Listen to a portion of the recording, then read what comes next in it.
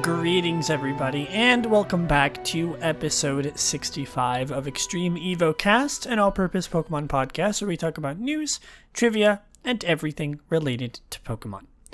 I am your wonderfully bodacious host, Lillieceon, and today is a very special episode because I have a guest coming on.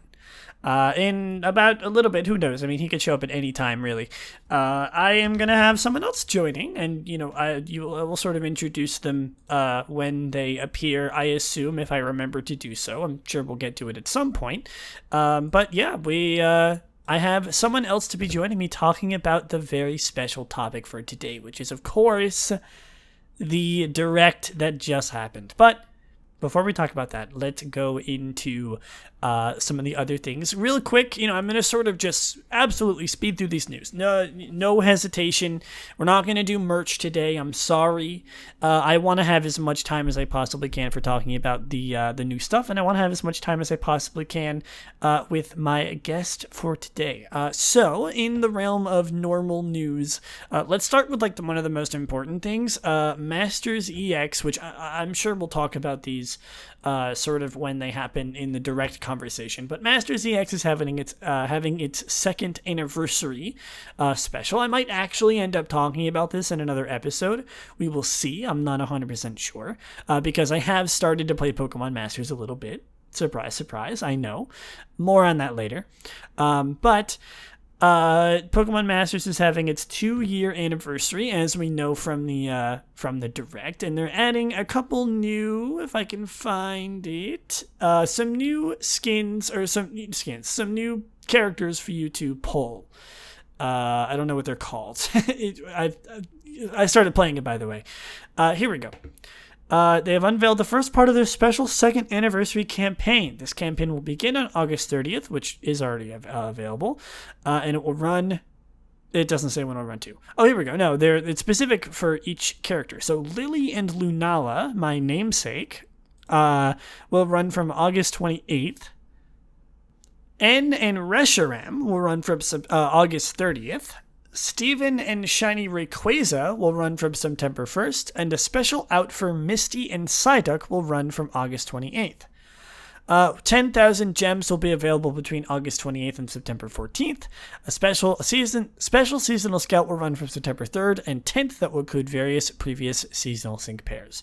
So, a lot of new stuff coming to Pokemon Masters. A lot of new skins. I guess I sort of should mention these sort of new trainers, Lillie, Steven, and N. They all have special skins, like cool new outfits and stuff, which I wish I could talk more in depth about right now, but I will do it another time, I promise. I want to sort of just get through the news real quick, because I don't know if I have enough time to really dilly-dally here.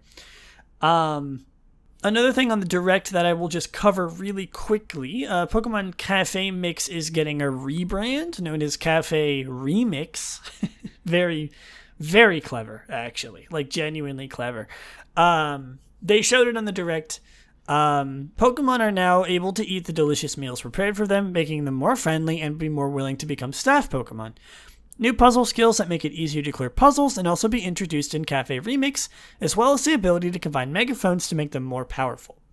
Pokemon Cafe Mix's update has been officially detailed during the Pokemon Presents. The game will now be rebranded as Pokemon Cafe Remix and features a variety of changes. Yeah, there we go. This is coming from Cerebi, of course. So, lots of new stuff coming to Pokemon Cafe Mix, or I guess now I should change the title of the format I have for my notes to Remix. I'm probably going to forget that quite a bit. But there you go. Cafe Mix is getting a new brand, which was something that sort of was teased before. We knew it was coming, at least, or I did on this podcast, because, they sort of talked about it before. They're like, hey, a lot of new things are coming to Pokemon Cafe Mix, and there we go. There's our new stuff. It was sort of a one news segment for every sort of new thing here. Pokemon Go, the only real thing coming to Pokemon Go right now, other than some of the stuff talked about, which I'll talk about later in the Direct segment. there is a new community day coming up soon, and it is the Oshawott Community Day, which is going to be on, oh boy, where is that? Soon. It's pretty, I think it's soon. I think the last community day was like, because I know last episode, I think I talked about the aftermath of the community day. So it's, September 19th. Okay, so, well, in like 2 weeks.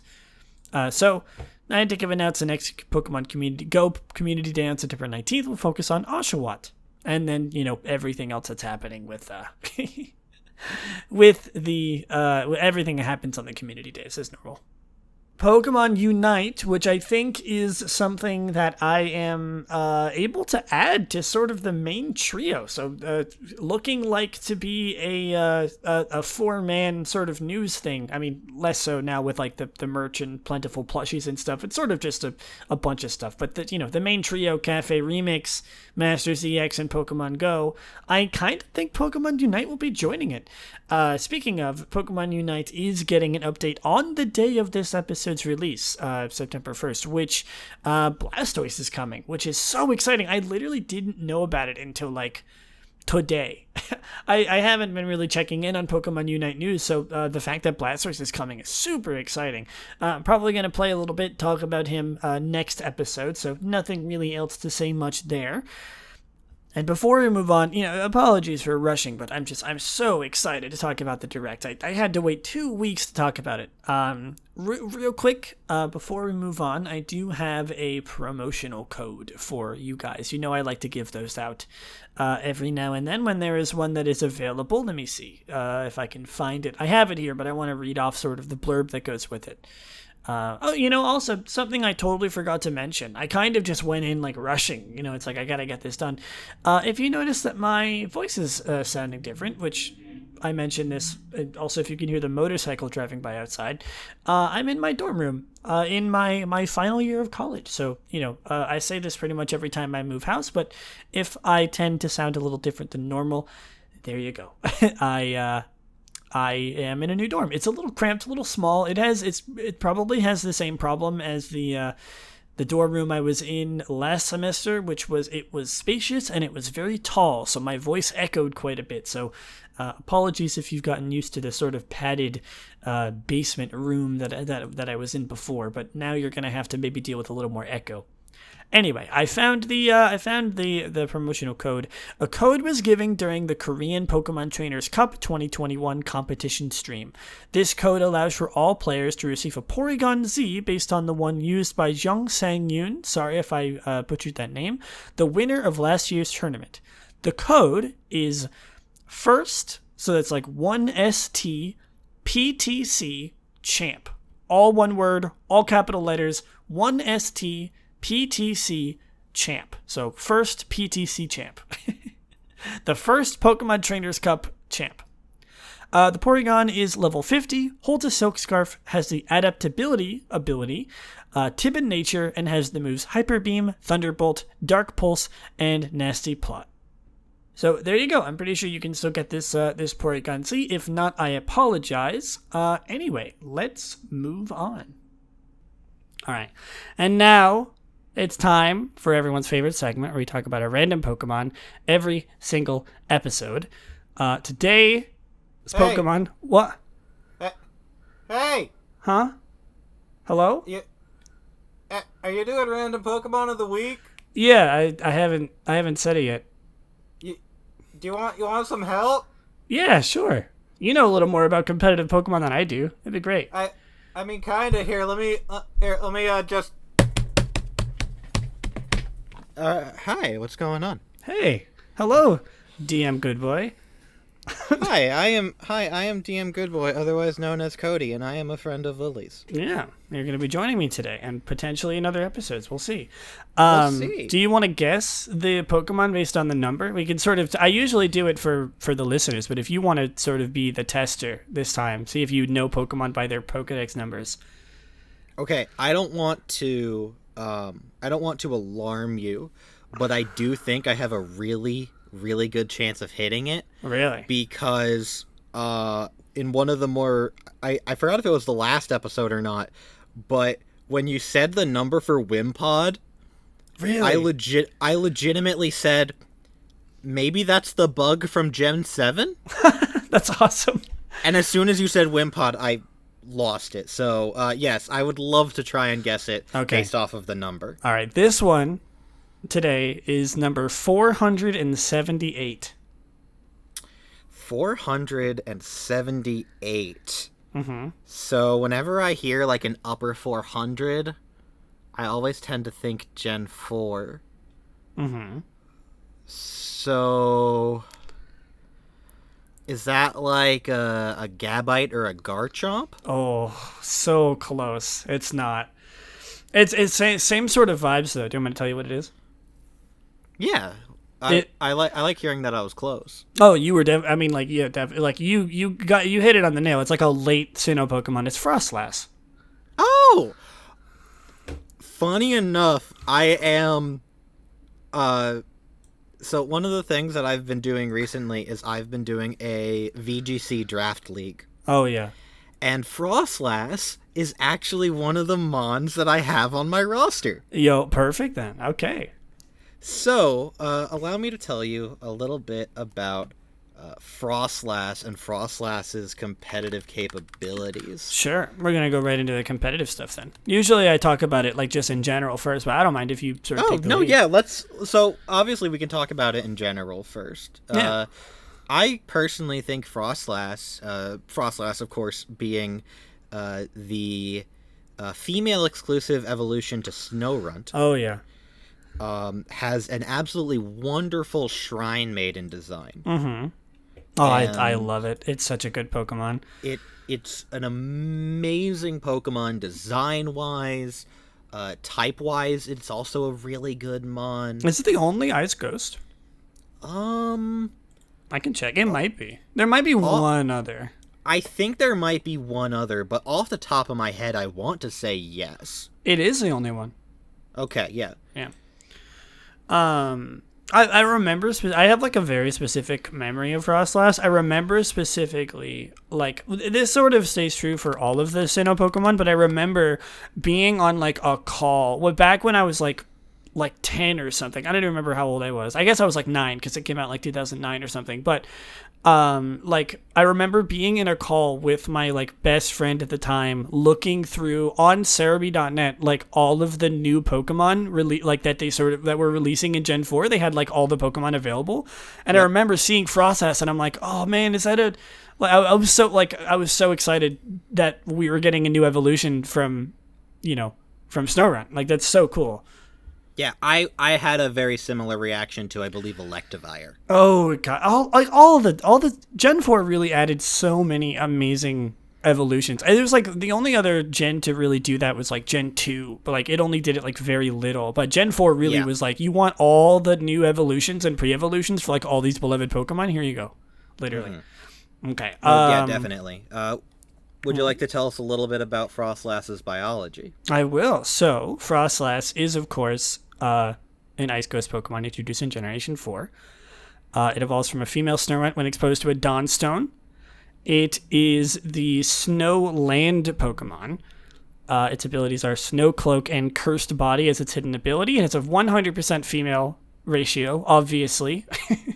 It is 4'3", or 1.3 meters, and 58.6 pounds, or 26.6 kilograms. It's pretty big.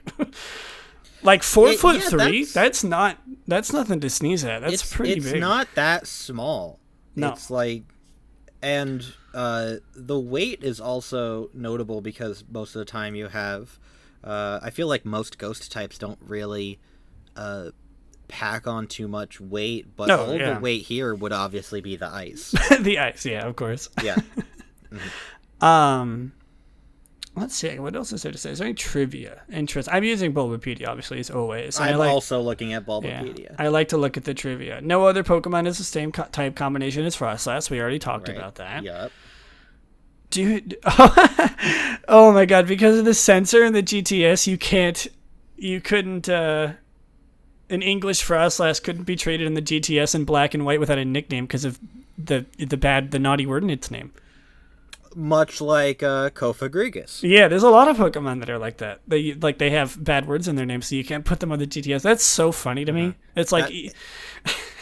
It's really funny that, like, immediately as soon as Black and White added basically the censor for the name so that you couldn't, like, send a naughty word over GTS. Exactly. They ended up with, like, a short list of Pokemon. It's like, hey, all these Pokemon that, like, you named yourselves, we gotta...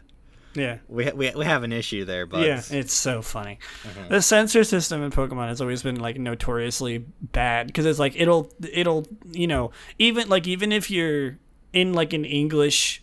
like on an English language cartridge, it'll censor like every single word in other languages that are bad. So like if you try to name something like random, like you can't, like, and it happens to have like a Spanish slur in it, you can't name it that, because, you know, it just censors everything.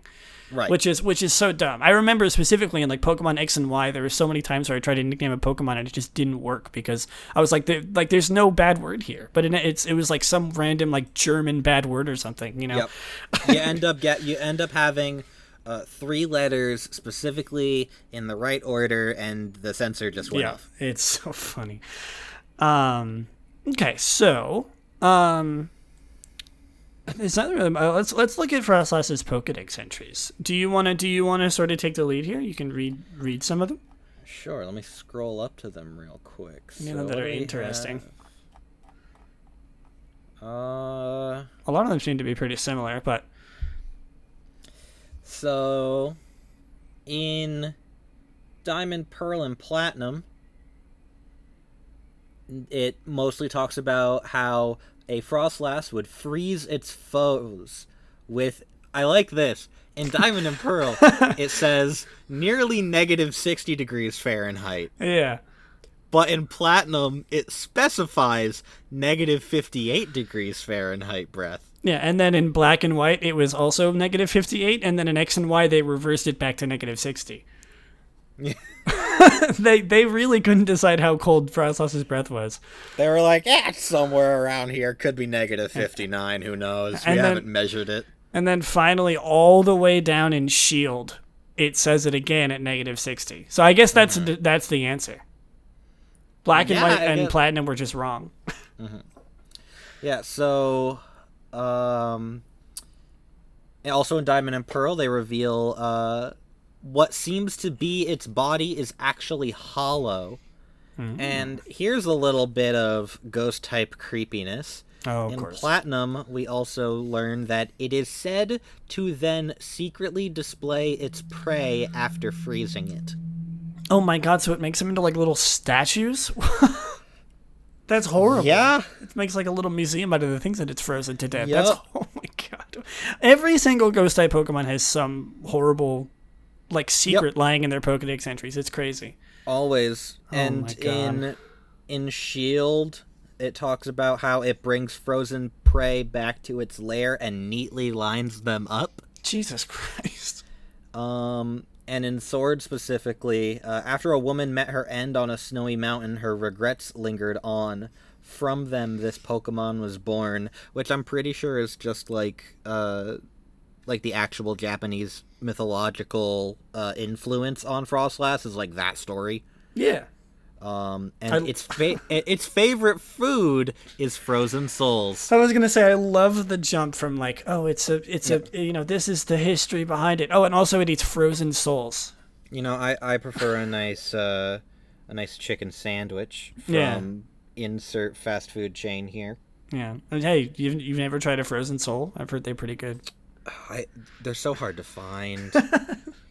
You know, like every time I go to my local creamery, I'm just like, hey, do y'all have any frozen souls? And they're like, we just sold out. We just sold out. And you can try to make them homemade, but they just don't come out the same. No, they're not as good. Nope, not at all. All right. So I guess the only thing left before we do the competitive information, let's talk about, we do be doing shiny ratings on this podcast, though. Oh, yes. And you know that I rate them from 1 to 10. I still have not, if my memory serves me right, I still not have had a 10 out of 10 shiny yet. I've gotten to like a 9, maybe like a 9.5. It's like the 65th episode. I don't remember all of them, but it's close. I've never had a 10 out of 10 as far as I can remember. That might not be true, but most of them never reach that high. What are you thinking for this one? It sort of gets like it's interesting. The bow on the back, that sort of ties it together is like a nice pink. Yeah. So to explain to our listeners real quick, the shiny for Frostlass is not too different. I personally really like these shinies. Yeah. That like don't really change too much. The blue accents on the sleeves, quote unquote sleeves, and the icicles seem to be a little bit darker, as well as the red bow, kind of like to be like the belt of a kimono, is now like a nice magenta-ish kind of pink. It's really nice. It's like it takes because the red on the original design is very like it stands out a lot if you sort of look at it from like the the whites and the blues. It's sort of just like a bright red, but the magenta really blends in with like the darker, like almost turquoise that it makes the blue accents. I think it really I kind of like it better than the original design. It's just in form of like color theory. It's really nice to look at. Definitely a high rating. Definitely a high rating. I don't know about you, but I know I personally know what my 10 out of 10 shiny is. Oh, really? Yes, I know my 10 out of 10 shiny, which a lot of people would give me flack for, is Riolu and Lucario. Oh, that's a good one. That's a classic, Yeah, I can understand that. I don't know if I would rate them a 10 out of 10, but like that's totally valid. I'm pretty sure all of our 10 out of 10s would probably have at least some amount of bias. Oh, 100%. Yeah, it's opinionated. But judging by the fact that's your 10 out of 10, what are you thinking for a rating for Frostlass? We can kind of average it together to give it like a definitive rating. I'm thinking somewhere around the 8 to 9 range. Really? I like it a lot. Like as far as like the way that shinies work for me, I really like the slight color changes. I really like sometimes just like palette swaps or like we see with like Lucario and Riolu, where it's like the cream of the torso becomes the yellow that swaps with the blue. Yeah. I like when shinies do that, and also I'm a sucker for the lime greens. Oh yeah. Oh, of course. Like Espeon. I gotta but say, yeah, I think I would sit nicely at an 8. Wow. Yeah, I was gonna say 7. I was gonna say that if like a really really good showing of the changes between its shinies are actually the Pokemon home sprites, because you can really see that like the inside of its face is like a super bright purple in the original, but it kind of dulls it down. I love shinies that like dull the colors down and make them a little bit more like it makes them sort of blend together better like to the eye. Kind of I don't know color theory. Would this be like a decrease in saturation? Yeah, because it sort of lowers the brightness of the colors and kind of makes them blend together a little bit more. I don't know if it's exactly desaturation, but that's the closest thing to it. Yeah. I would give it a 7. So I guess Frostlass's overall rating for both of us is like a 7.5. I think that's fair. I think that's good. I think that's a good one. Yeah. All right. So I am going to let you take the lead here. I have the Smogon page for Frostlass open, but I'm going to just sort of let you do your thing. Yep. I also have the Smogon page open, mainly because I want to kind of go over like the base stats and stuff like that. Oh, yeah, the base stats. Yeah, so Frostlass, I can say this much, does not see much play in your meta VGC. The main reason because of that is all of its stats are a little too low. Your highest stat on Frostlass is a speed stat of 110, which is nothing to scoff at. That's a really good speed stat. All of your defensive stats across the line, HP, defense, special defense, all 70, and you have the exact same offensive stat. Attack and special attack are both 80. So what that means is Frostlass, funny enough, speaking of Lucario, is in a similar boat to Lucario, where you could go physical or special. Personally, when I was using when I was using Frostlass in my draft VGC environment, I mainly took it as checks to two specific things. One, because it's a ghost, it's a good switch-in when you think your opponent is going to fake out. Oh, yeah. Because the fake out won't deal any damage. If you're running a Sash on Frostlass, which is probably the best bet, it's not too bulky. It won't break the Sash or anything like that. Also, to talk about the abilities quickly, before I kind of run down like what I would do for a Frostlass. The best ability on Frostlass is Snowcloak. Snowcloak is going to give you evasion when it is hailing. The VGC format we were using was Series 9, so we still had Dynamax, and very commonly, the Pokemon I would Dynamax had an Ice move. So I would always have that Hail to switch Frostlass into. Oh, that's smart. But yeah, overall, Frostlass is a pretty decent mon, kind of just shy of being super relevant in a like the VGC meta or Showdown meta, as we can see on Smogon. She's in the PU tier, so doesn't see too much play. But the really important thing, or what I would recommend with Frostlass, is we got two really good moves in Sword and Shield that work perfectly on Frostlass. Oh, yeah, I can see that. Yes. So, from the Isle of Armor move tutors, I think it was Isle of Armor, right? Yeah, it was Isle of Armor. From the Isle of Armor move tutors, we got the moves Poltergeist and Triple Axle. Poltergeist is a very unique move that actually finds itself at home on a lot of ghost types in the VGC scene. The one that comes to my mind immediately is Dusk Noir on Trick Room teams. And Poltergeist is a base 110 power move with 90% accuracy that can only hit a Pokemon that is holding an item. Obviously, in a competitive format, 9 times out of 10, the Pokemon is going to be holding an item. Yeah. Whether or not it consumes the item before that is up in the air, but Poltergeist overall is just a very good move. Triple Axle is probably my second favorite of the new move tutor moves. It's so good. Yeah, so if you don't know what Triple Axle does, Triple Axle, it is stated as 20 base power, 90% accuracy, but it hits 3 times, and every successive hit does more damage than the last. So, I'm not sure of the numbers, and I don't know if Bulbapedia is going to tell me.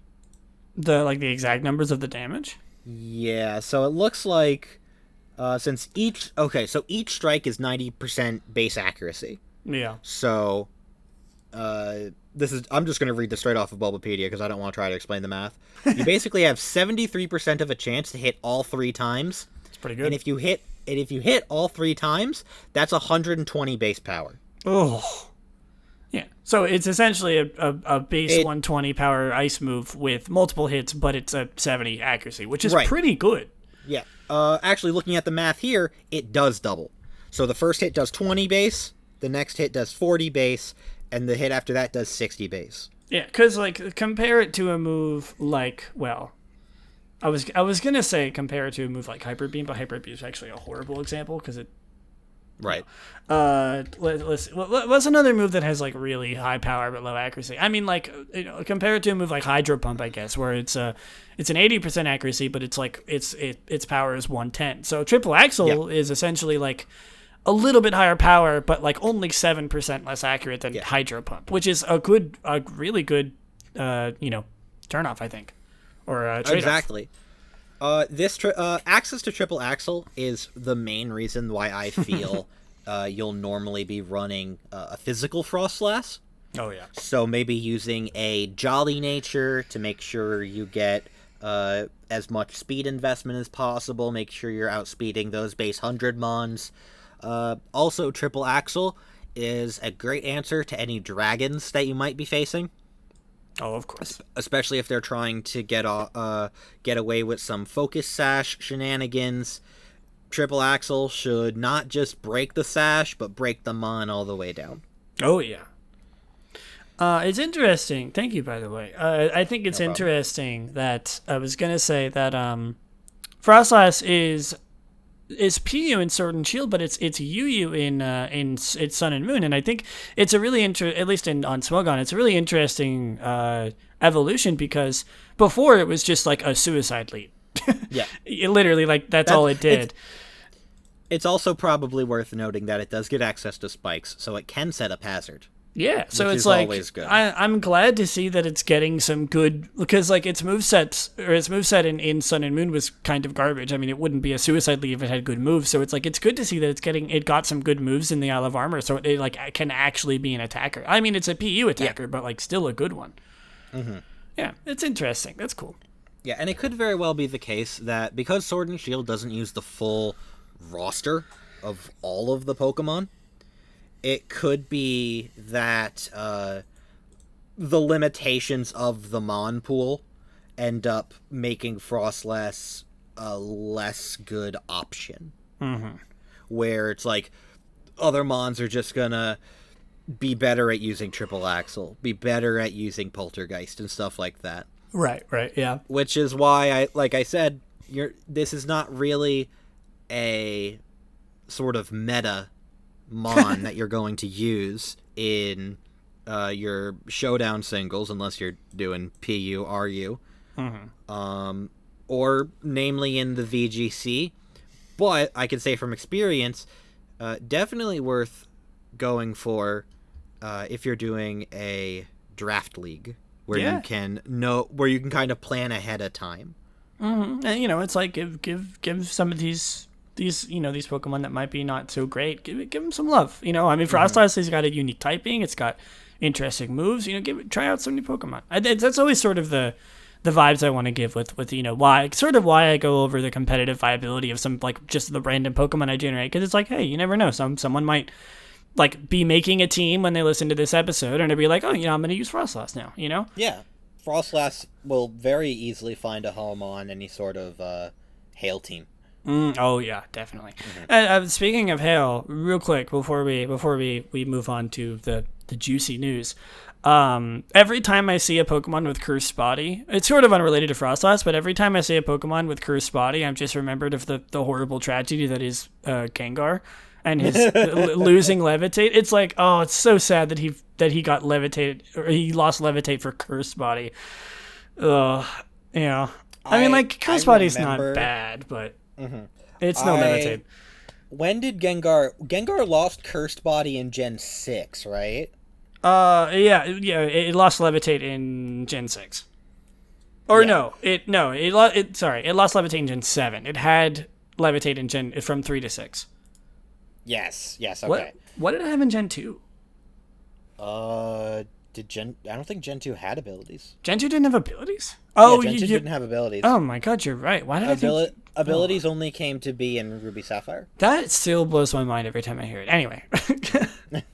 But yeah, Gengar. You poor thing. Yep. I remember when Sun and Moon came out, and I think they actually showed that Gengar got Cursed Body in a trailer. Oh, yeah. And I was talking... Because I was actually really into doing singles, like OU singles with my friends in college. And one of them really liked using Gengar, so when Gengar switched over to Cursed Body, I was like, don't worry, you can make it hold an air balloon. It's like nothing changed. Oh, yeah. Oh. Poor thing. All right. Are you ready to talk about the big stuff? The stuff that I couldn't talk about last episode because it happened a day after the episode came out. Oh, yeah. Still though. Oh man, it's still hype. I'm still super excited about it. I've been waiting for 2 weeks to talk about this stuff. I know it's kind of old news at this point, but I finally get to give my thoughts about it. So yeah, if you don't know what we're talking about, there was a direct the day after last episode came out. So I guess like technically like literally 2 weeks ago from now, from like when the first chance you'd be listening to this episode, showed us a ton of stuff like Pokemon, Legends Arceus, BDSP, some other fun stuff we'll be talking about. I guess we can... Some other slightly less relevant stuff. Yeah, still cool. And I guess we can start with definitely. I think the very first thing they showed on the Direct, which was the Pokemon Unite announcement that it was coming to mobile finally. Yes, we now have a release date for Pokemon Unite, and we know that it'll be coming to mobile September 22nd. Oh, I'm so excited to play Unite for the first time. Yeah. It's finally coming out. Oh, I'm so excited. Oh, yeah. It's not like I played it on my Switch that I'm staring at right now. And so what is it again? What are this like? They're doing a. I don't have it open in front of me. Maybe you do, but I don't. They're doing like when it reaches a certain amount of downloads, you get gifts, sort of globally. So I wrote it down in my notes. I remember the criteria, like the numbers. Mm-hmm. So the rewards for pre-registrations for mobile is if they reach 2.5 million pre-registrations, they are going to give out the Unite license for Pikachu. Oh, that's right. Mm-hmm. If they hit 5 million... they are going to give out a special Hollowware. That's what it's called, right? Oh, yeah, Hollowware. Yeah, a Hollowware for Pikachu, which is Special Festival. It looks really cool. I really like it. Yeah, it's nice. It's cute. It's got the very sort of... whenever I think of like a Japanese festival... I always think back to when I was watching a playthrough of Persona 4. Oh. And the girls in Persona 4, when they went to like the festival that was in town, wore a similar outfit to this. Right. I don't know the exact like significance or like what that outfit is called, but it's obviously very, it's probably something that people wear in real life. I like it a lot. It makes me want to play Pikachu because it's cute. It's very cute. Yeah. But wait, you're telling me you won't play like bad boy gangster Pikachu with the tilted baseball cap? Oh yeah, I do have that one. I was gonna say, did they give out like I sort of forget. I mean, it's already been out for a while. Did everyone not already get Pikachu outfit for free? Oh right, you got, I think, I don't know. Yeah, that's what it was. I thought for some reason I thought you got Pikachu for free, but no, you're right. It was the outfit. I don't think I even have Pikachu, come to think of it. So I guess I'll have to. Well, I guess we'll get him for free if it reaches 2.5 million downloads, which I'm totally expecting us to reach both of them 100%. I mean, like with how popular Pokemon Unite was when it first came out on the Switch, I'm not surprised. I would not be surprised if we like killed it. Mm-hmm. And apparently there's another pre-register award that was not mentioned, because I just looked up an article, and apparently at 1 million, they gave everyone 1,000 AOS tickets. Oh, wow. Damn. Okay. It's been 2 weeks. I imagine we've hit that already. I guarantee it. I wouldn't be surprised if we've already hit the Pikachu Unite license. Oh, I'm sure. Mm-hmm. Okay. So yeah, like I said, I don't have all of the Direct stuff. I was sort of hoping that you would. What else did they announce before the two big ones, obviously? Yes. So still for Pokemon Unite, they did announce that they will have crossplay. Oh, yeah, that's right. So people on mobile will play against people on Switch, basically. Oh, that's interesting. I remember... I remember someone, like I was watching some streamer, I don't remember who it was, I was watching like just some streamer play Unite, and something that really got me was they were talking about like you know, how hard ranked is and like how hard it is to climb, and they're like, one of them was like, dude, just wait till mobile comes out, you'll fight against like really bad players and you can just climb ranked. That happens with like every game that also gets a mobile release that's like, you know, crossplay and like, you know, PvE or PvP, because it's like people on mobile just won't be as good. It's exactly. really funny. I know from experience, I do not like playing games on my phone. No, I hate it. Like, I use my phone for social media, and if I'm going to play a game on my phone, it's going to be Sudoku. Yeah. It's like literally I'm pretty sure like the only game that I have on my phone is like Genshin Impact, and that's literally only because I just have it on my phone. So if I forget to log in for my dailies on the computer when I'm like going to bed at night, I can just tap it on my phone and open it and then go to bed. Yeah, exactly. That's it. I don't play it on mobile because like I don't think phones were ever supposed to play games, like genuinely. Not really, no. Okay. Also, just quick to also note on Unite, you will be able to link your accounts, so the progress you make on mobile will be the same progress you make on Switch. Oh, that's actually fantastic. I was wondering about that. I forgot about exactly. that. So maybe another situation like your Genshin Impact where you can make sure you're logging, just logging in to get your dailies. Honestly, probably, yeah. Oh man, that's not a bad idea. And then finally for Pokemon Unite, we were confirmed 2 new... Are they called fighters? Oh, that's right. I think they're just Pokemon. Yeah. I forgot about that. Oh my god. The 2 new Pokemon that were confirmed were Mamoswine, which I personally really like. Yeah, so good. Such a good choice. And do you remember the other one? Sylveon, right? Sylveon, yes. Yeah. I mean, like, people were expecting Sylveon for the very beginning because it's Sylveon, or at least evolution. But like, Mamoswine is such a good pick. I'm really hoping, like, obviously we've gotten Pokemon like Cramorant and Crustle where it's like Pokemon that aren't nearly as popular, and they're adding them in obviously just because, you know, they want to have some diversity. And it was kind of scared that they would be like, okay, we've added enough diversity, let's just add like every single really popular Pokemon from now on and never add like another like random one. And I think that Mamoswine is is showing that that's not true. I think they're going to keep adding like some unique Pokemon, which makes me honestly just so much more excited for the new ones.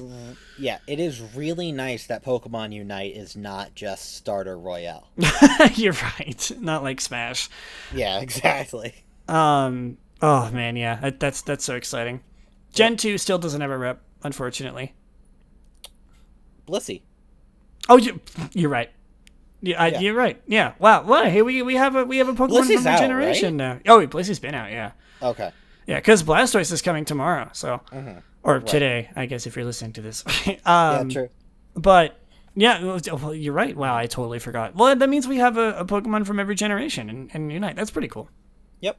Would you like me to run through just like the rest of the? I don't want to say less important, but like the smaller stuff from the direct. You can say less important. I already talked about Cafe Remix, so you don't have to cover that. I was about to say Cafe Remix is basically just Cafe Mix, but with new puzzles and new abilities that you can do. Also, Lucario's in it, so now I'm gonna play it. Yeah. Oh man, you and Lucario. Yep. They announced some stuff for Pokemon Masters X.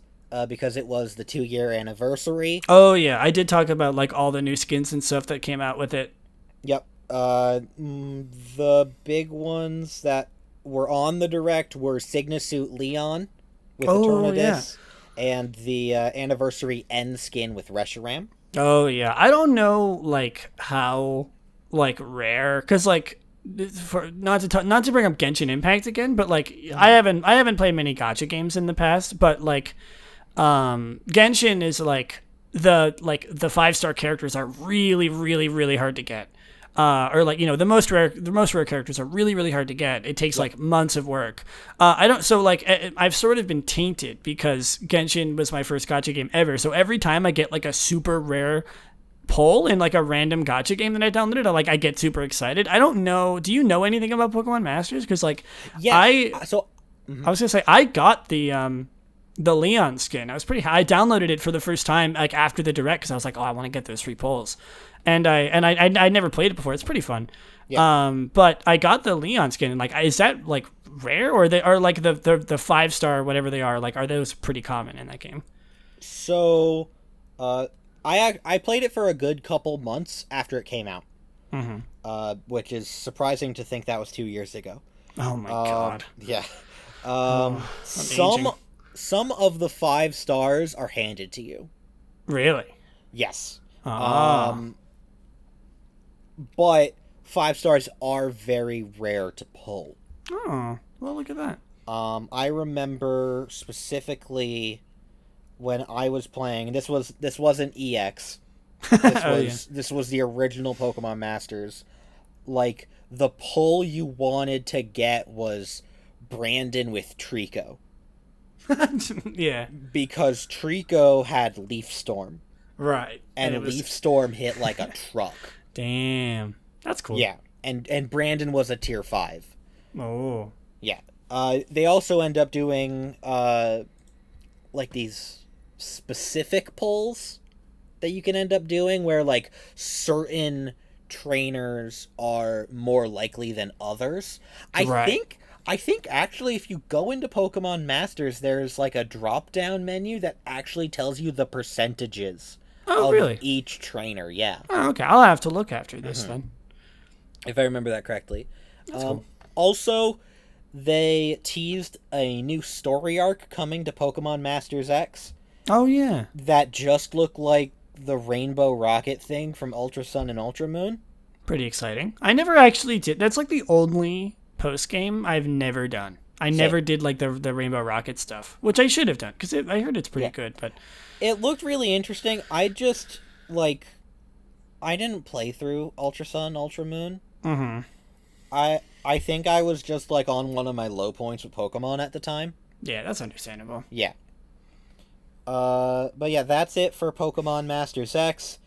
There was also Pokemon Go on the Direct, but literally everything they talked about has since passed. Yeah, like the Ultra Unlock Part 3 is like literally ended today as we're recording this. So yes, exactly. I believe I think depending on when this podcast episode is released, like, if you're listening to it right away, you may still have a chance to go get a Zamazenta raid. Yeah, so maybe. That's not even a guarantee. Yeah, so, like, exactly. Yeah, for the people who listen to these episodes, like right when they come out, you get that extra treat. Yeah, you get that extra treat. Open up Pokemon Go. Yeah, go play Pokemon Go right now and get Zamazenta. Yeah, sadly, this is an hour in, so you've already lost your hour. Yeah, exactly. All right, is that it? Is that everything? Are we ready to talk about the big ones? That is it for everything that is not BDSP or Legends Arceus. Oh, okay. Let's start with BDSP, obviously, because it's the smaller of the two. Mm-hmm.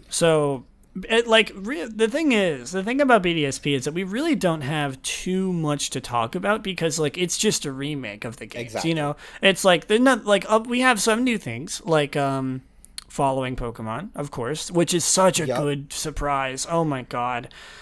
I was very happy to see it. Also, I think it's important to note that in the Direct, the lead up for BDSP and Legends Arceus was one of the like 15-20 second shorts with like the starters. Oh yeah. And very notably, BDSP's was very cute. Piplup does a jump. Oh, that's right. Yeah. Chimchar does a backflip, and then Turtwig tries to jump but barely gets off the ground, so the other two throw him up into the air, and then he just lands. It's so wholesome and adorable. And then there's the Legends Arceus one. And then there's the Legends Arceus, and I think I specifically wrote that they're a lot more serious. Oh, yeah. Like, they all did, like, an action shot for the camera, when the Sinnoh starters were just like, you know why you're here. You love us. You know us. Exactly. Mm-hmm. One of the most important things I want to say about about BDSP, something I noticed like literally right before I started recording, was that when you ride a bike, your trainer wears a helmet now, like they should. Oh, I actually didn't notice that. Yeah, they like it was just in that big, like it was just in like one clip of like when they were just showing a bunch of clips super fast past each other. And I noticed that they were going down route, I want to say like 209. I can't remember if that's the right one, but it's the one like right above Orberg City where you catch Ponyta in that game. Is it with the bicycle route? Oh yeah, probably. That's a good point. Or bicycle road. I think that's 209. I think that's 209. No, 209 is the good music one, the one with the Spiritomb statue or the Spiritomb. I think it's Route 206. Yeah, something like that. Route 206 is with Cycling Road. Oh, I was close. But you can. I'm pretty sure I might have saw it wrong, but I'm pretty sure that they were wearing a helmet, which is nice to see. That's really neat. The most important thing. The little detail I noted when I was watching through the trailer was it seems like we have free axis movement. Oh, really? Instead of 8 directions is what I would imagine it would be, like we had in X and Y. It looks like we have a full 360 degree. So it's like Let's Go Pikachu Eevee. That's really good. That's good. I think that's going to really improve the game. Like genuinely. Yep. But ultimately, what this Direct kind of gave us was a bunch of confirmations. Oh yeah, like hey, all this stuff in the old game is coming back. Yep. Like almost all of it. Yeah. So to kind of run through it. Stickers and seals are back. Yeah. And not only are they back, you can rotate the ball, and you have 3 dimensions for your stickers. 3D. It's so good. This was really cool, and I didn't look this up beforehand, but the Union Room is back. Yeah, I do remember that. Oh man, that's exciting. I mean, I assumed they do something with online. I like that they didn't just do like a like they did in X and Y with like the Y menu or whatever it was called. Like they're actually doing it like you would have done in the original games. That's fun. Yep. Speaking of X and Y, this mechanic started there. We have style. We are able. Yes, this is a new thing. We are able to now dress up Lucas and Dawn however we want. That's so exciting. I'm really excited about that. Yeah, I personally really like dressing up my trainer. Me too. Right now, I think in Sword and Shield, I've got like a full yellow suit on. Nice. Just because yellow is my favorite color. But yeah, so Style and Sinnoh, their contests are back. Oh, I'm so excited. I loved the contest so much. But it looks like it's a new system. That I said DDR? Oh, that's right. It has like the DDR aspects to it. I forgot about that. It looked like you could still choose the move that the Mon has for like appeal and stuff like that in the right sort of like contest type vein, right? Yeah. But along the bottom, there was definitely like a DDR hold bar. Like you were supposed to like hit it, hold it for a certain amount of time, or just like tap it at the right time, stuff like that. Yeah, because in Diamond and Pearl, they had like the contest had that part where you like dress up your Pokemon and like you kind of go through like a synchronized dance routine, right? Like before you get to the actual contest part. Yup, and that part was basically just to show off how well you dressed up your Pokemon. So it almost seems like they're combining the two into one. That's cool. It definitely didn't look like we're going to be able to put outfits on our Pokemon, which makes sense because now we're playing with 3D models, not 2D sprites. Yeah, you might be able to do something, but I doubt it. Maybe they'll make stickers count for appeal. Oh, that'd be nice. That would be an easy way to kind of still kind of implement that aspect of it where it's something outside of the actual contest that you have to do for your Pokemon in order to make it so that they do better in the contest. Yeah, and giving people more of an incentive to use seals other than just like for style. Okay, the next thing, the Underground is coming back, and yes. Something I want to talk about this. The Pokemon in the Underground. It's really interesting now. You can like find and catch Pokemon in the Underground, just like chilling there in like these like specialized rooms. It seems like the layout is different too, because I had like an entire episode of this podcast about the Sinnoh Underground.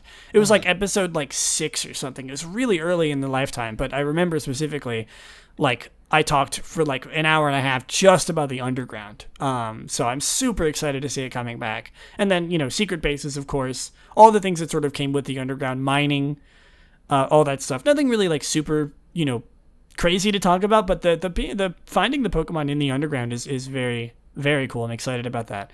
Yeah. And sort of, I think because of the new like big rooms that you can find Pokemon in, it looks like the layout is different. It's not the same as before. It looks like it might all be connected.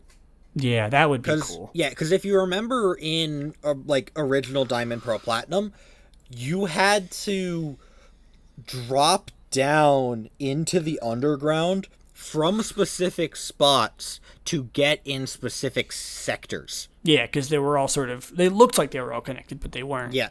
So what could very well be the case is they still have those sectors, but now those sectors are connected by, I called them grottos. That's a good word for it, I think. The grottos are just the rooms where you'll find the Pokemon. The Pokemon aren't going to be in the normal tunnels. Mm-hmm. Yeah, there's like specialized rooms for it. Yep. But yeah, what I wrote down about the underground is you still have the same digging mechanic in the wall. Mm-hmm. Where you'll use either the hammer or the pick to take out your spheres and your traps and your stones and shards and fossils and all that good stuff. Oh, fun. You still make an underground base. Oh, so excited. And it did look like you still play Capture the Flag with your friends. Yes, that was, oh my god, me and my friends, we played that for hours. I never got the chance to do that until like the end of like Platinum's life cycle. Mm-hmm. But it looks like it's not a flag. It looks like it's the orb that like sits by your door. Oh yeah, I did see that. But I did take note of this. Mm-hmm. In the trailer, something also important to note is that in those grottos, the Pokemon you find in the grottos spawn based on the statues that are inside your secret base. Oh, really? Yes. That's interesting. They mention that in the trailer, and they also mention that in the grottos you will find Pokemon that are not normally found in the wild in Sinnoh. Ah, so like exclusives to the underground. That's good. Yes, and I don't think it's as far as say expanding the Sinnoh Dex. As far as I understand, we still have our base Sinnoh Dex. Mm-hmm. I think it's like, because the Mon they zoomed in on when they were talking about this was Houndoom. Oh, right. So I imagine it's like the instance of, well, you can find Houndour on 212 or whatever the route was. But now, if you go into the grotto with a Fire-type Mon statue, you might find Houndoom down there. Right. Yeah, that makes sense. It might, you know, make finding specific Pokemon a little easier, but yeah. I doubt they'll add, like, you can only find this Pokemon in the underground, you know, or, like, something like that. They did specify that. Oh, they did? Oh, okay. Yes. Cool. Like, you will only be able to find Houndoom in the underground. But I'm pretty sure it's just going to be, like, evolutions. Yeah, that's what I mean. That you wouldn't normally find in the wild, yeah. Yeah, no, like, new Pokemon in there. Yeah, no, as far as I look, I kept, like, a keen eye out on the trailer. I did not see a single Mon that was outside of the Sinnoh Dex.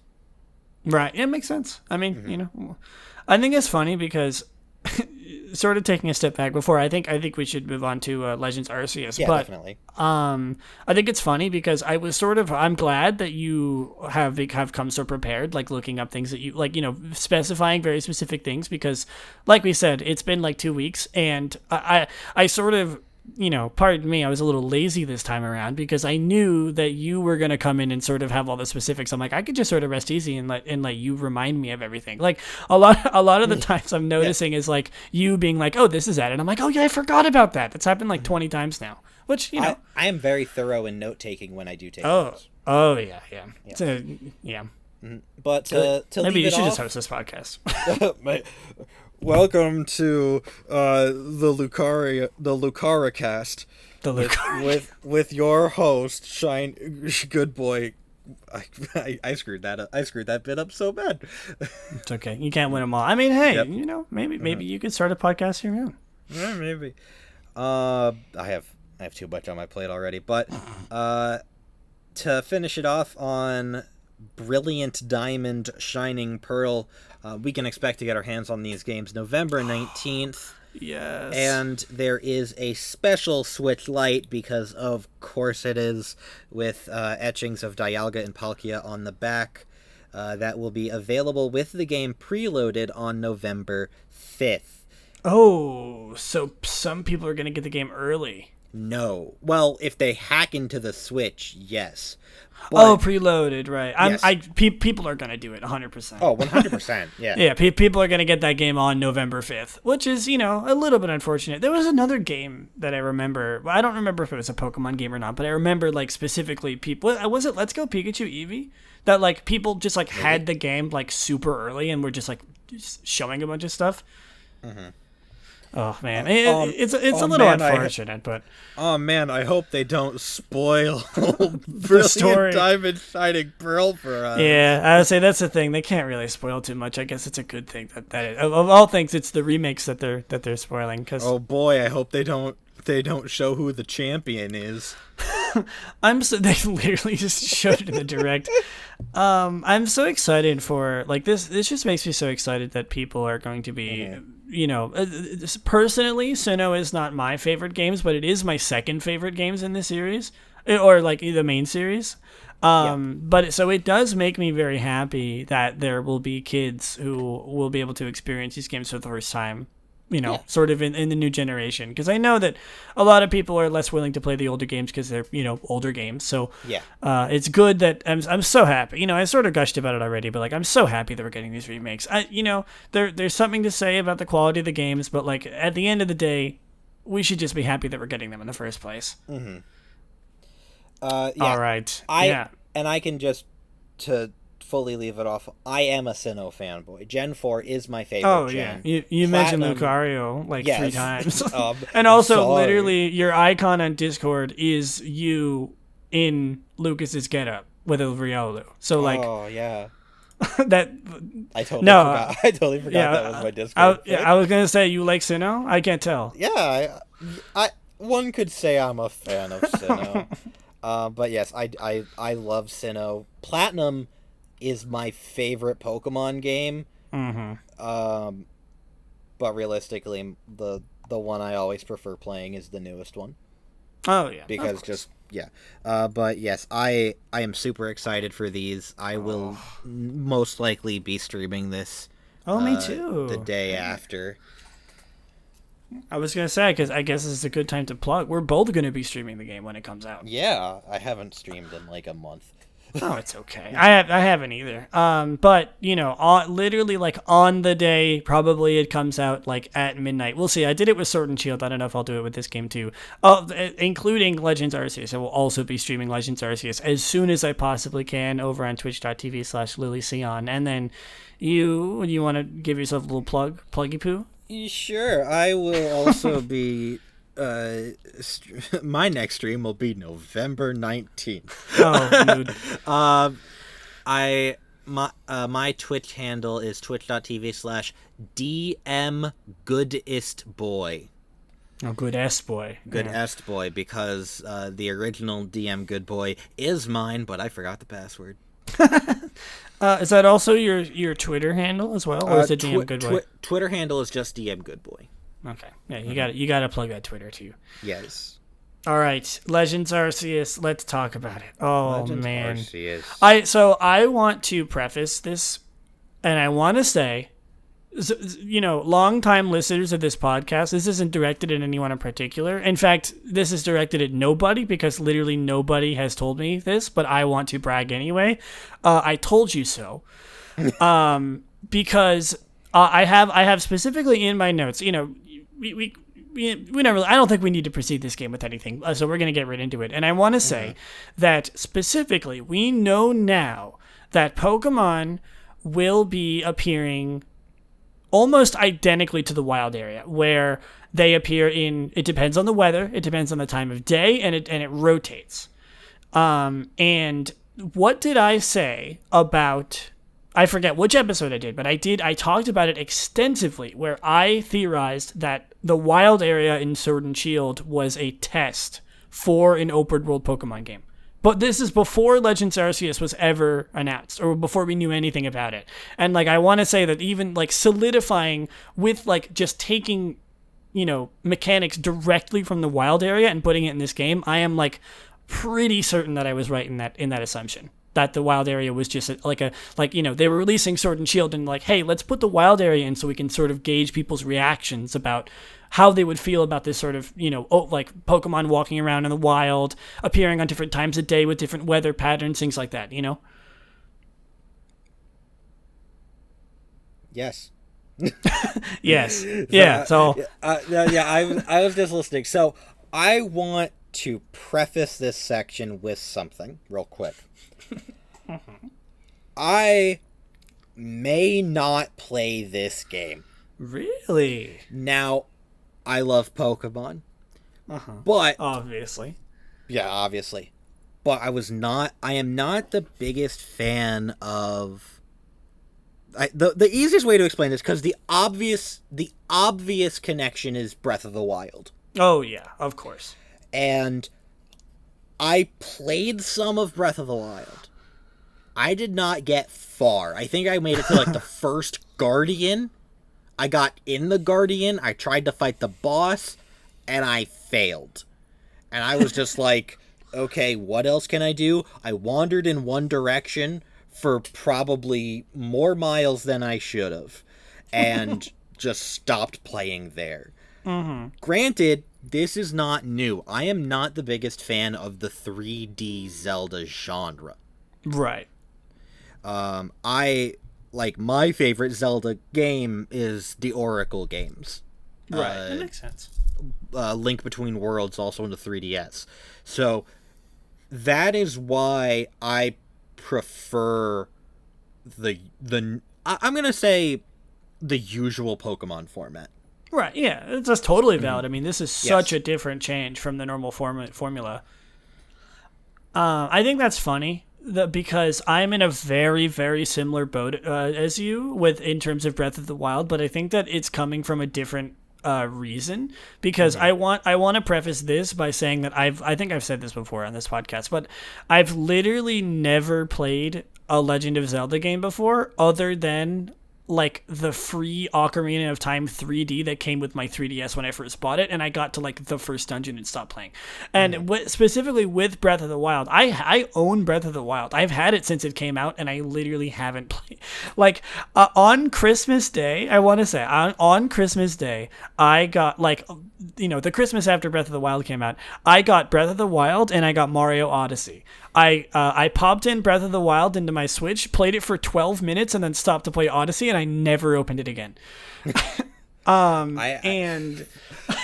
know it's a crime. Just quickly, I'm in like literally the same boat. I asked for a Switch for my graduation from college, and on my graduation from college, I was given a gift bag, and in that gift bag was a Nintendo Switch, Breath of the Wild, and I think that was it. Just Breath of the Wild? Just Breath of the Wild. So obviously, no. I played some Breath of the Wild, like I obviously explained. Nick, you wanted to play your Switch. But on the cruise that we took also as part of the graduation sort of festivities, I had Mario Odyssey by then. Yeah. And I'm pretty sure I 100% completed Odyssey in the span of the cruise. That's so funny. I still haven't beaten Odyssey. It's good. I got pretty far. I need to. But yeah, so like I'm in a similar boat with that, but it's not that I necessarily didn't enjoy Breath of the Wild, because I was a little bit weary getting into Breath of the Wild, because I never played a Zelda game beforehand, and I know people had said it's very different, but yeah, I was gonna sort of talk about how I am. First of all, like, even though I'm not the biggest fan of Breath of the Wild or really the open world genre, more on that in a second, I'm still 100% going to play this game. I mean, it's a Pokemon game. You know, I've played almost every Pokemon game there is in existence, so I want to, you know, I just want to play it no matter what, even if I don't like it, which I doubt I will. But I didn't think that I would enjoy an open world game, sort of getting into it when Legends Arceus was sort of announced. But weirdly enough, that this game has come up now 3 times in this podcast. Genshin Impact is also an open world game, and you know, obviously by the fact that I talked about it earlier, I've been having an amazing time with Genshin, and it's like, and I absolutely adore the open world you know, stuff in that game. I love that it's an open world game, and it, you know, it's also probably going to make me eventually go back to Breath of the Wild and probably play it, now that I know that I like open world games. But it sort of knowing that I enjoy them from Genshin, I'm way more excited now than I was about Legends Arceus, just because I feel like I'm going to enjoy it a lot. Yeah. Yeah. Let's get into the actual meat and potatoes of this game. Yes. And, you know, it is a Pokemon game. Oh, of course. I'm probably gonna be on this podcast in February and be like, well, I beat Legends Arceus. Yeah, I 100% of the game. Completed the Pokedex. Mm-hmm. But yeah, so we got a lot of information. Oh, I know. Legends Arceus. It's daunting. We got so much to talk about. It's honestly in I don't know what the word is. I was going to say in retrospect, but that's after the fact. Before the fact, it's not really that much, I think. It's sort of, you know, it was only like a 20-minute section on Legends Arceus. I think it was only like 15.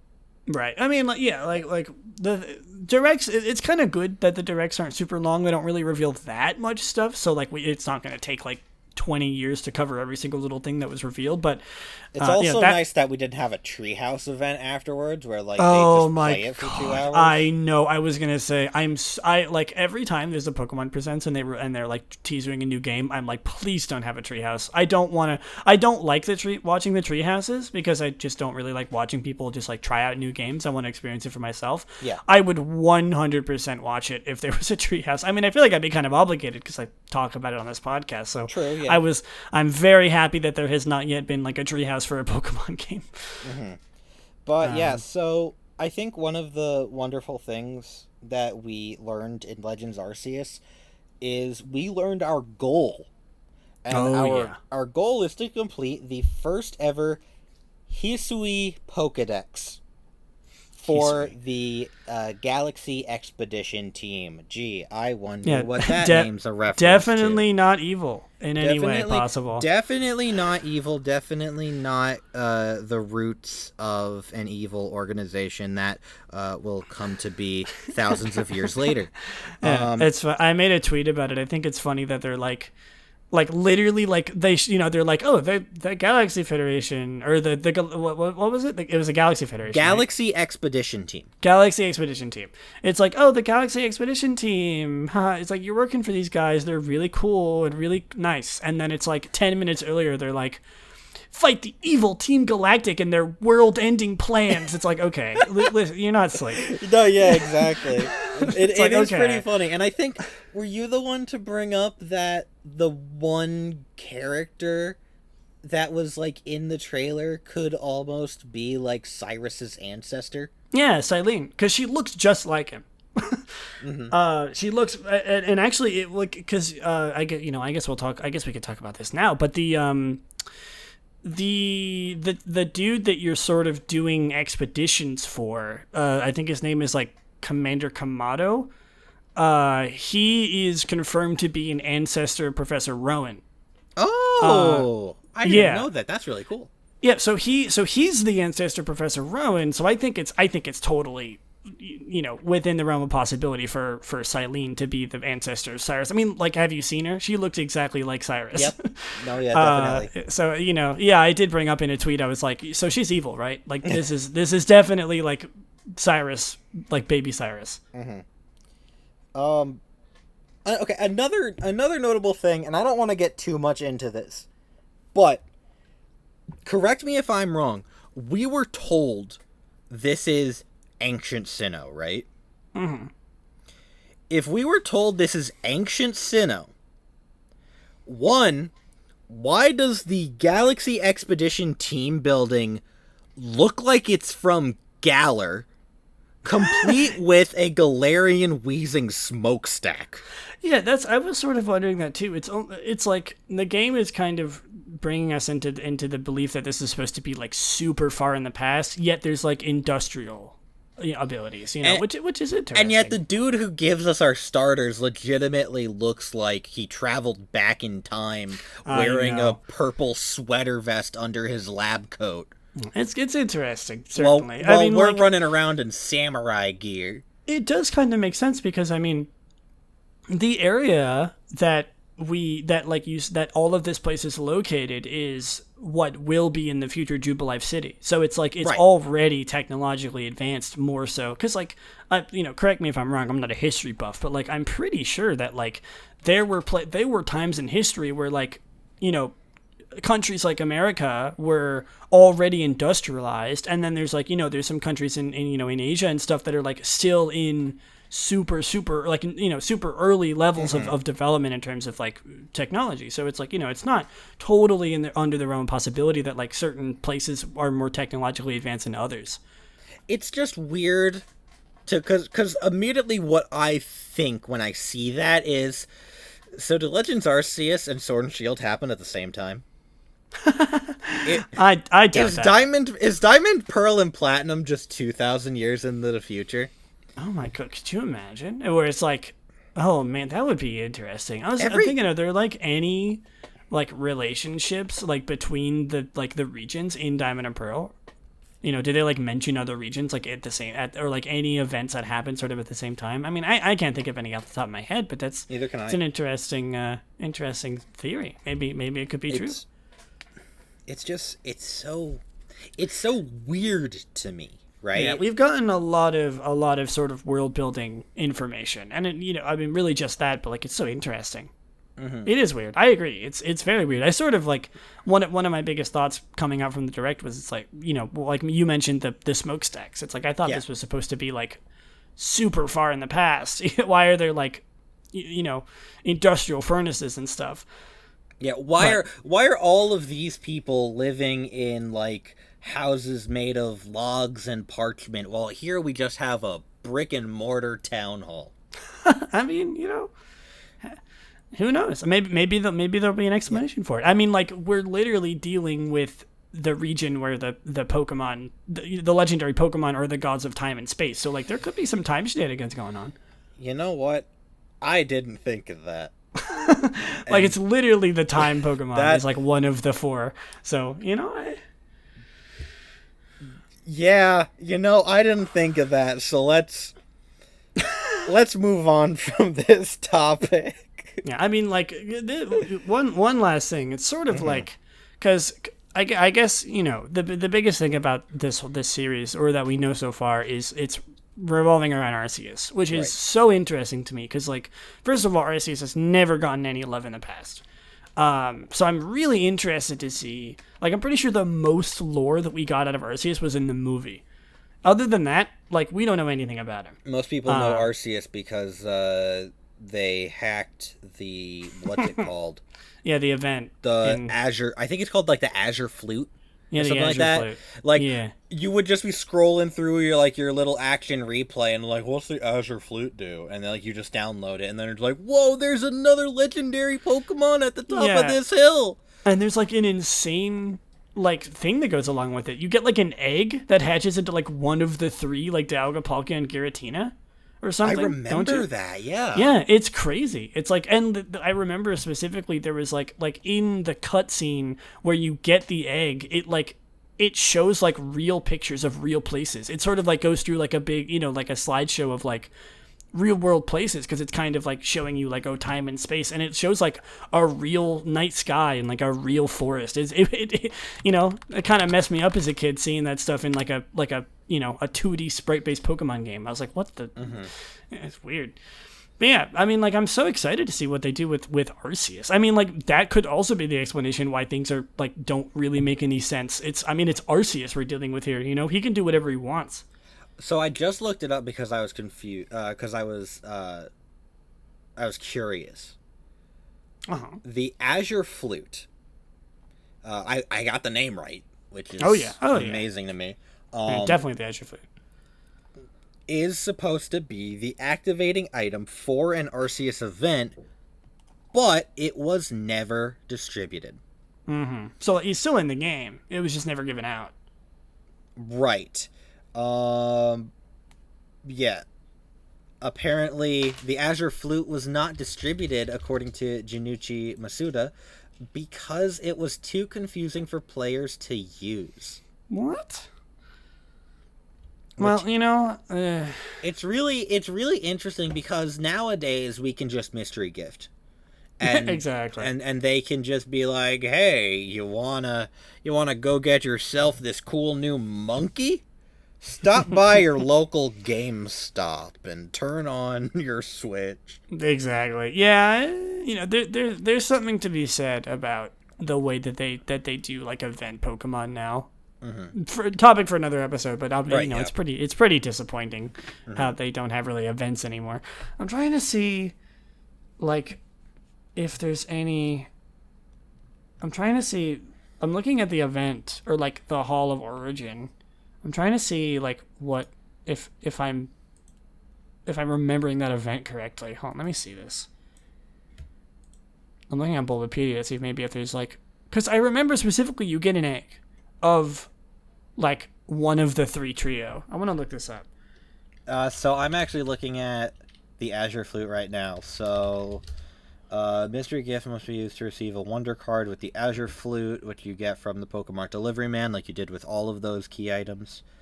Must also enter the Hall of Fame. When the player reaches the Spear Pillar at the top of Mount Coronet and steps one tile north from the entrance, they will be prompted to use the flute, which will play a unique and eerie tune and reload the Spear Pillar map with a steep staircase that leads to the Hall of Origin. Mm-hmm. I remember what I was talking about. It wasn't even in Diamond and Pearl.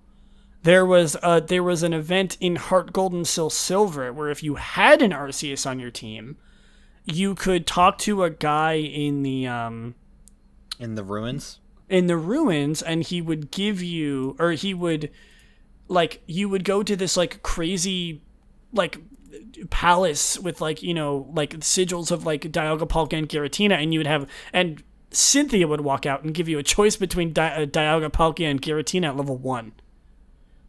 Oh. Yeah. Which is so interesting. I've totally like erased this event from my mind. It's so weird. Yeah. that's just something we don't even ever talk about anymore. Like Cynthia's like, hey, you want a god? I'm handing them out for free. I got 3 of them. It's like, what is she doing with those? Well, pick your poison. Space, time, hell. Literally. Oh my god. All right, let's get back on track with yes. Legends. Okay. What? So, there's so much. Yes. So it looks like ultimately, like I mentioned before, we are tasked with completing the first Pokedex for the region. Mm-hmm. We are to do this through what they called survey outings. Oh yeah, which are supposed to be like research missions. Oh, it's so cool. Yeah. It also looks like we have. I played a little bit of Monster Hunter. It looks like we have like little campsites that we're able to like stock up at and heal at. Yeah, you can craft.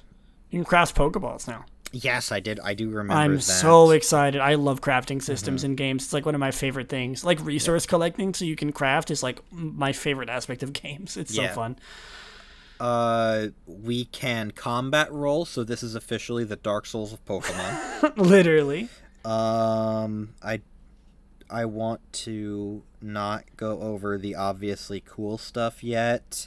Like the fact that you can die in the game? I was actually just about to say, so Pokemon not only can attack you, but there are, this is like a plot point, there will be Pokemon with red glowing eyes that will super aggro you. Oh, I know, it's so funny. And There's so many memes.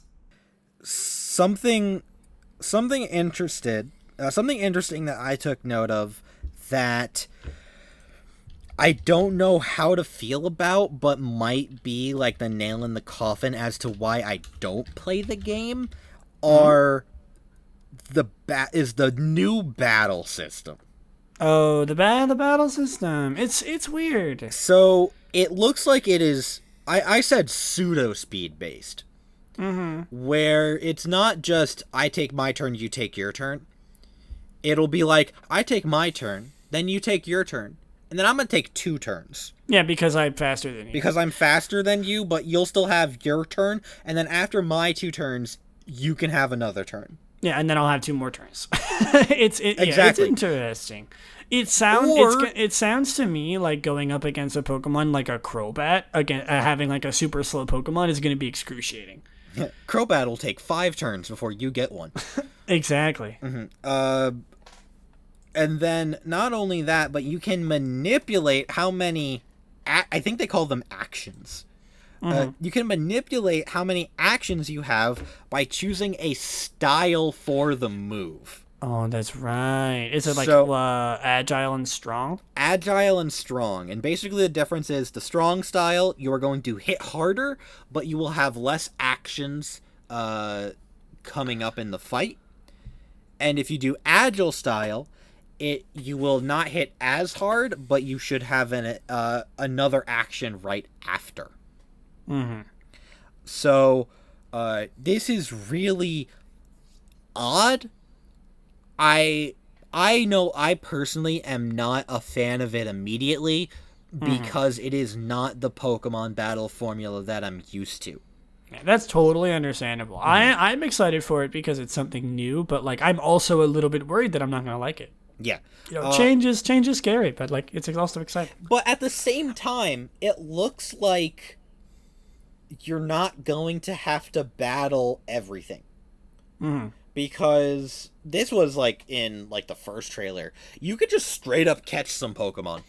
Yeah, you could just run around and catch them. Like you could just like crouch through some grass. You're like, oh man, look at that. Starly. I had to remember what the bird was. It's like Pokemon Gen 4 fan, Go. by the way. Hey, the birds all blend together. No, you're right. The birds, yeah, no, you're totally especially right. Starly and Pidove. Oh my god. But yeah, so I said here that battles were clearly not the focus of the game. No. Which makes sense because battles are the focus of the mainline games. Yeah.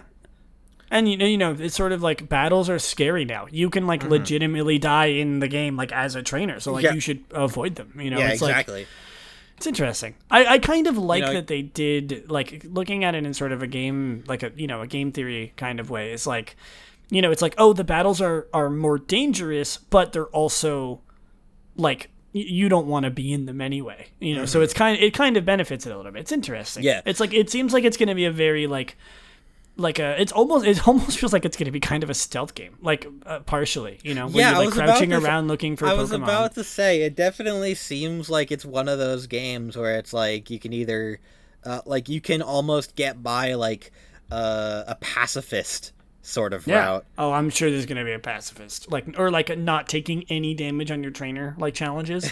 just like have the entire like no-hit Dark Souls community like pick up this game. It's like today I will be attempting a run where I do not get hit in Pokemon Legends that of Arceus. Actually sounds really cool. I would watch that in a heartbeat. I'd watch it too. But let's finish off talking about Legends of Arceus with the important stuff, the stuff that I especially was not expecting. Oh yeah, like what? We have 2 new Pokemon. Oh yes, in Legends Arceus, and 2 new forms. So the 2 new Pokemon that we have been shown are Weirdeer. I think I'm pronouncing that right, which is the evolution of Stantler. Such a good idea. I'm so happy that Stantler finally got an evolution. Speaking of mons that needed evolutions to be at least a little bit relevant, Dunsparce? Hopefully. Basculegion Oh, is the evolved form of Basculin. I love Basculegion. Basculegion looks so cool. It looks like it's supposed to be Water Ghost. Is it? I think. Hold on. I think we know the types of them. Yes, because it is Water Ghost. Yes, wow. Basculegion's Pokedex entry talks about how it is basically like the amalgamation of the souls of like lost brethren. That's so cool. Such a good design. Also, Weirdeer is normal psychic, which is as to be expected. As expected. You And know, the other psychic type, the cool one, is Hisuian Braviary. Oh, so good. Is psychic flying. It looks really cool. And then, of course, let's finish off with the most important Pokemon ever to be revealed ever. Hisuian Growlithe. Such a good design. Oh my god. The goodest boy. The goodest of boys ever. He is so good. If you do not know what Hisuian Growlithe looks like, please look it up. Just I am almost like 100% certain that anyone listening to this, that doesn't apply to anyone, because your Twitter feed has probably been absolutely ravished with this Pokemon on the day when it was announced. Oh yes. It's that I obviously, one of the things that makes it so cute is it has the hair over the eyes. Mm-hmm. It's rock fire type too. Yes, rock fire is a very cool typing. It is. And like I like the reasoning is like, I think they talk about it in the trailer, but I skipped through that part. I think the hair is supposed to have like hardened. Yeah, it's like a helmet. Yeah. But like I was saying, the hair comes down in front of the eyes. As we know from the anime, sometimes all you need to become a main character in the anime is a little bit of hair over your eyes, right, Evie? Exactly. You're right. But yes, Hisuian Growlithe is the cute, like so cute. Growlithe was already a cute mon because it's just a dog that can breathe fire. And he's actually known as the puppy Pokemon. It's so good. I wonder, Hisuian Braviary makes me think, I wonder if we'll get Hisuian, oh my god, what's the name of this? Mandibuzz. Because Braviary and Mandibuzz are sort of parallels. Or like, they're kind of like double, they're not parallels, but they're version exclusives to each other. They are both like the Gen 5 late bird. Yeah, exactly. I wonder if we'll also get a version of Mandibuzz. That'd be cool. Yeah. I do feel like Rufflet is the pre-evolved form. That's the name, right? For Braviary? Yeah. Braviary, yeah. I have a feeling it's gonna be like a coughing to Galarian wheezing situation where Rufflet stays the same. I'm sure. Yeah. They probably would have showed it if it didn't. Exactly. Yeah, that's exactly the thought process, right? Like, Hisuian Growlithe is not going to evolve into normal Arcanine. In fact, actually, something I want to say is, judging by the fact that this happened like multiple times in Sword and Shield, we'll probably get a new Pokemon from Hisuian Growlithe. You think? Like, instead of Hisuian Arcanine, it's sort of like a I didn't think of that. Like a Galarian Meowth evolving into Berserker instead of Persian. We'll probably get something like that. I didn't think of that. I was just thinking, how are they going to turn this big doggo into a rock man? Well, that's not hard, because my original thought that I just had was the lion statues. Oh, and that's a great point. And that's why it kind of works into rock. Obviously, this is a dog, but it's the same sort of concept, right? Oh yeah. Where like the one that the most recent one we were talking about, Mario Odyssey, the Jaggy in the Sand World. It's like it's gonna be like one of those, but oh yeah, I'm like 100% certain that's going to be what it is. Yeah. It's like that's very sort of in like in Japanese culture, and obviously, Right. Sinnoh is like probably one of, or at least, Hisui is probably like one of the most Japanese inspired regions we've gotten so far. 100%. Is Sinnoh supposed to be like the southern isle of Japan, isn't it? Yeah, I think most of them. I think all of them up until Gen 5 is supposed to be in Japan. I know, like, because Kanto, Johto, and Hoenn are all like actual places in Japan, and like or like sort of based on the regions of Japan. Mm-hmm. I'm looking it up right now. Yes. Okay, so. Oh yeah, you were right. So Sinnoh is the North Island. Because of Snow Point. Yes. That makes perfect sense. It's the one with the mountain at the top. Hoenn is the South Island. Johto and Kanto are right next to each other, like a southern part of the main isle. And then I like this diagram. I'm gonna send this to you in Discord real quick. They went to the effort to make sure we knew that the string of islands coming off of Japan is supposed to be the Sevi Islands from Fire Red and Leaf Green. That is pretty cool, though, I will say. Definitely, yeah. Oh, man. Oh, yeah. Oh, my God. You can totally see the resemblance between Sinnoh especially. Like, that's exactly what the Sinnoh map looks like. That's crazy. I didn't know they were that based on it. Mm-hmm. Hoenn, too. That's cool. Yeah, and then I want to... Obviously, it's a little off topic, but I know Gen 5 is supposed to be New York? Yeah. Like New York City, that area? Yeah, New York City. I would know a thing or two about that. And then Gen 6 is pretty obvious. Gen 6... X and Y was France. Yep. I had to remember. Mm-hmm. I have to remember if that one was. I had to say in my head that's XY, not Sun Moon. Sun Moon was obviously Hawaii. Sun Moon is Hawaii. Sword and Shield, England, Scotland, Britain. Just that area. Yeah, exactly. Completely off topic. Real quick, we'll continue. So this is a very like tangent-based episode. I mean, it's kind of par for the course. If we're, if there's two people, there's going to be tangents. Something that normally doesn't happen on this podcast is like tangents because I'm talking to myself. It's nice for a change. Yeah. But I remember last time specifically, I talked about the trailer for Hop and Leon in Pokemon Masters, and I was so taken off by the fact that they were British. Like, I know that they're British. Like, that makes perfect sense that they're British, but like just hearing their voices in British was so jarring to me for some reason. It's so weird. Exactly. Like, it's not something you think of, right? Because even if you take the anime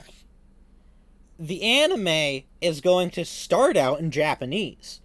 Exactly. So they're not going to sound British when they're speaking Japanese. Yeah. If they can do that, God bless those voice actors. That's pretty impressive. I'm sure there's like a British Japanese, sort of variant accent. I wouldn't be surprised. I actually kind of want to look that up now. Yeah. Or like a British person learning Japanese or like becoming fluent in Japanese. I'm sure. Like some sort of dialect sort of thing. Yeah, because like I've heard from people who like are native to Japan or fluent in Japanese say that like any language really there's like 100% like it's so interesting to think about that like because in English there are accents obviously like a Japanese accent, Southern accent, it's like a German accent, people who like are coming from different languages speaking in our language, and you can tell what language they speak originally because of the cadences and the way they talk. It's so interesting to think about the fact that there are American accents for every language in the world. Yeah, definitely. It's so weird. It messes me up thinking about it. I don't like to think about it. So it's like it makes sense that that there would be a like an English, like a British accent for someone who like is learning Japanese or any language really. Yeah, you're right. So weird. Language is so weird. Anyway, Would you like me to wrap up Legends Arceus real quick? Sure. Is there anything else on Legends Arceus that you would like to mention?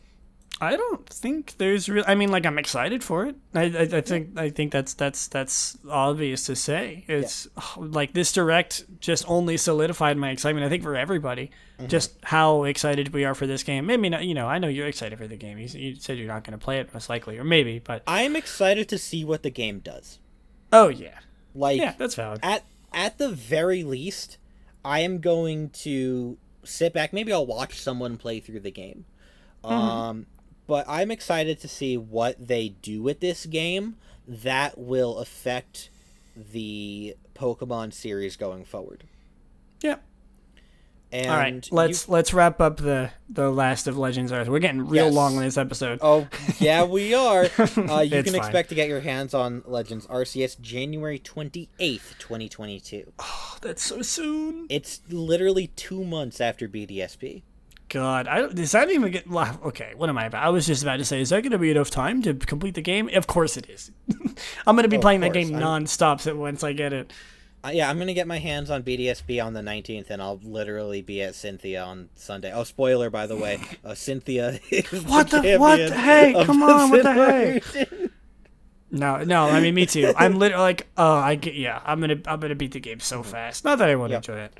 And the final thing that they talked about in the Direct, which was honestly very interesting to me, both of these games, not just BDSP, but also Legends Arceus, will be home compatible. Oh, yes. That's so cool. Yes, in 2022. And that made me think maybe these mods are going to find themselves being added to Sword and Shield. Yeah, I wouldn't be surprised. I mean, like, Sword and Shield is still, like, all things considered, pretty early in its lifetime. So, or, you know, kind of. So, like, that, like, I would, and they've already, shown that they could do DLC. I would not be surprised if they're like, hey, we're going to add, like, the new Pokemon we added into Legends Arceus and Sword and Shield. You can use them competitively, That'd be cool. Yeah, definitely. But speaking of competitive as well, they also mentioned that ranked battles are going to stay in Sword and Shield. So you will not be able to do ranked battles in Brilliant Diamond, Shining Pearl. It's a little unfortunate. Yeah, I know some people were upset about that.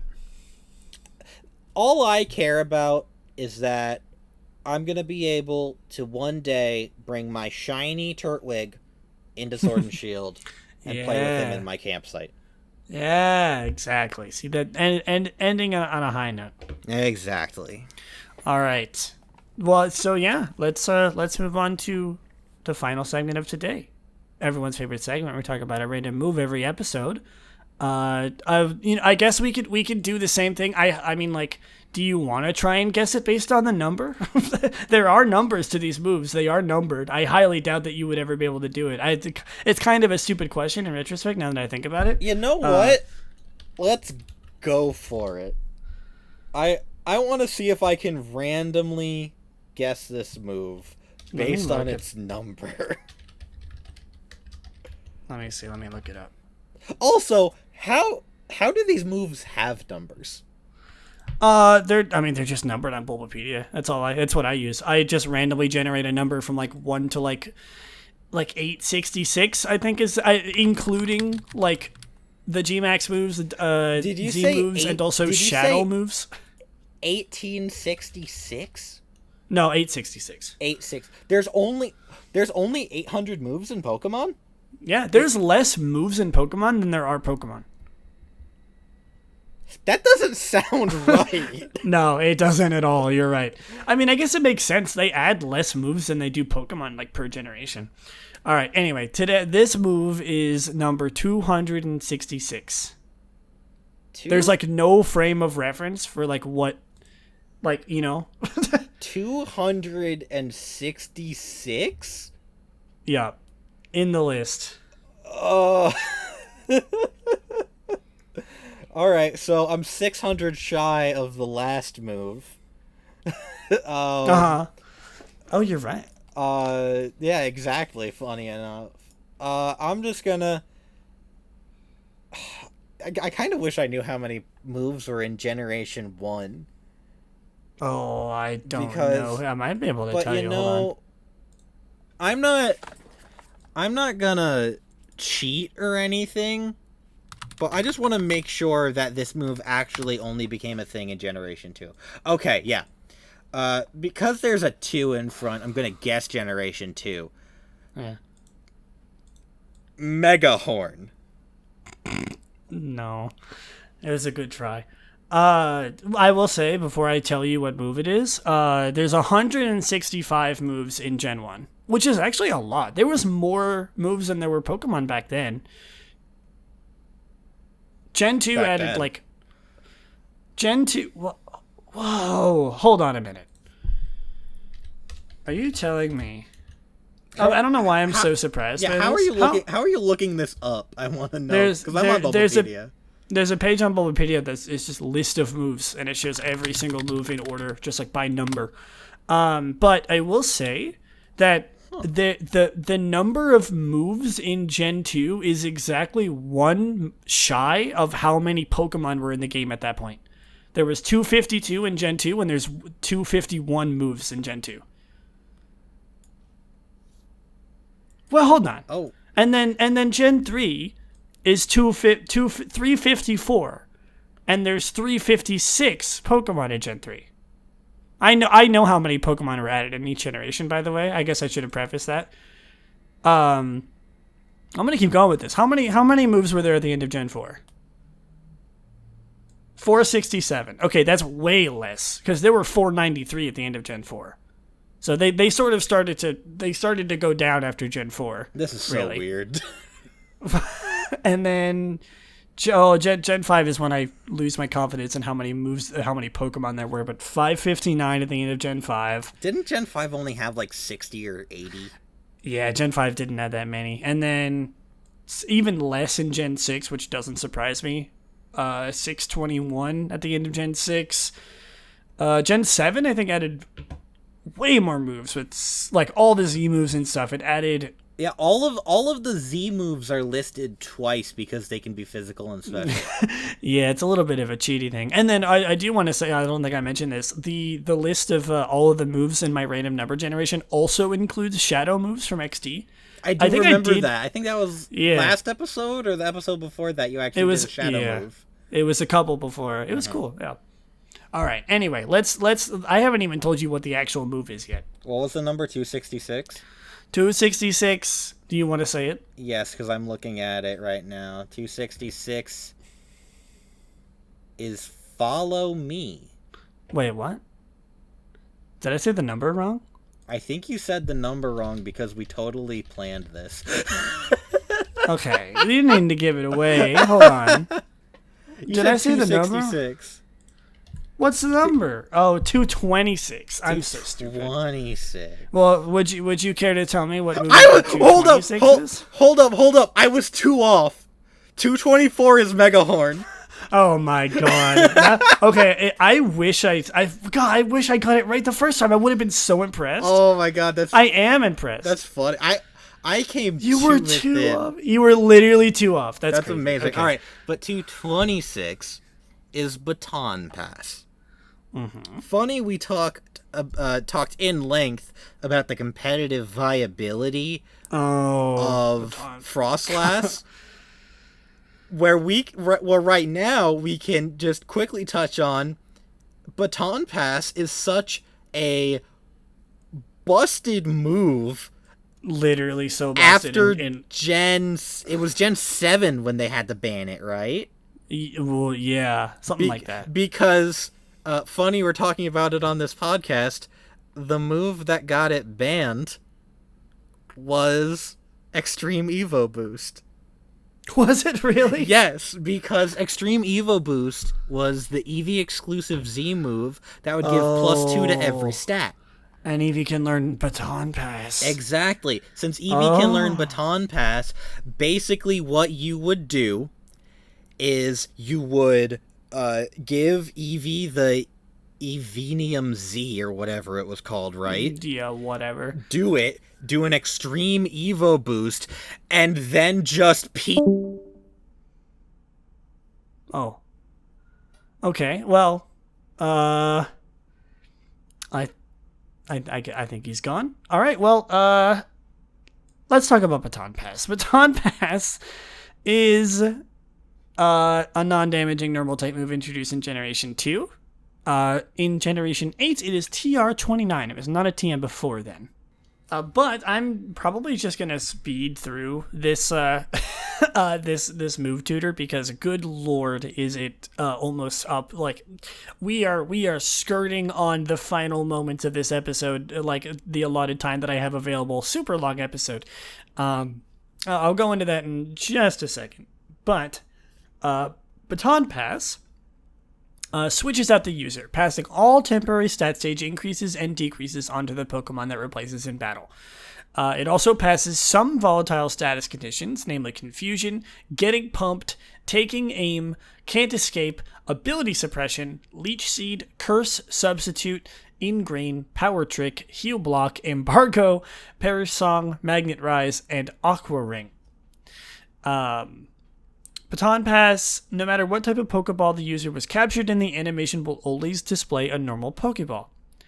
From Generation 5 onwards, Baton passes the effect of Telekinesis. That's pretty much it. Before Cody abruptly left, he mentioned that, yes, it is banned in most competitive formats because of how overpowered it is, because you can just kind of... there's a lot of different combinations that are really, really good. I'm not going to go into it right now because, frankly, I don't have enough time to. But hopefully you know what I mean if you're a Pokemon player. You can sort of understand why it would be so powerful. You can essentially set up as any Pokemon you want and then just transfer all those stats to another Pokemon. But... yeah, I think I'm gonna just end it there for Baton Pass. Nothing really else to say. It's Baton Pass. What do you expect? Yada yada. Nothing. It's a very simple move, but it has, just because Pokemon is such a complex game. It has such a complicated sort of structure to it, just inherently. So maybe we can talk about Baton Pass in depth another time. But I doubt it. Anyway, I hope you enjoyed today's episode. I kind of have to wrap up the outro pretty quickly too. But today's episode was a little bit different. We had a guest on. I don't usually have that, and Cody was much more sort of in the prepared realm than I was, like I talked about before. So he sort of took the lead for a lot of the times. I hope you enjoyed our dynamic. I let him sort of take the lead over me. I wanted to give him some time in the spotlight because he was so very kind to be my guest on today's episode. If everyone likes having him on, I'll probably have him on in the future. I really enjoyed having him on, and I hope you guys did too. Other than that, next week will be, of course, a normal episode, just yours truly. But until then, thank you so very much for listening. Please make sure to give Cody a follow over on twitter.com, I think at DMGoodBoy, and then his Twitch is DMGoodestBoy. And similarly, I again will be streaming these two games on my Twitch, twitch.tv/Lillieceon, like the night or the morning after they come out. So expect that. So, thank you all so much for listening. I hope you have an amazing rest of your day, and I will see you in the next one. Bye!